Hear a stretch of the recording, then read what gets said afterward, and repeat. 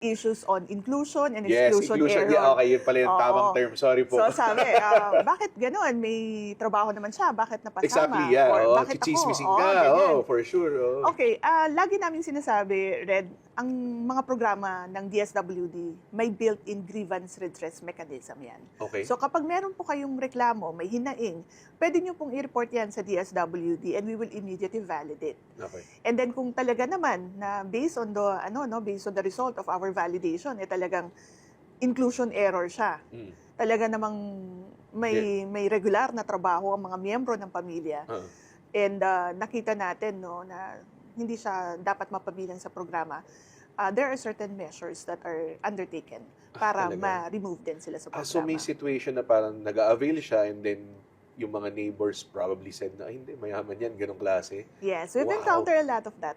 Even when we did the social amelioration program during the pandemic, may mga complaints din kami na na-receive na ganyan. And we acted on this. You know, Red, sabi nga namin, we recognize that everyone is in crisis, especially kapag talaga may mga, like yung pandemic, no? Or may mga bagyo. But ang narrative kasi natin is, of course, everyone is affected. But the poor, the marginalized, and the disadvantaged are disproportionately affected.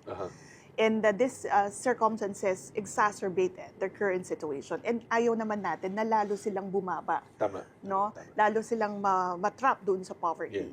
Kaya natin sila tinutulungan. Kinakaution natin yon.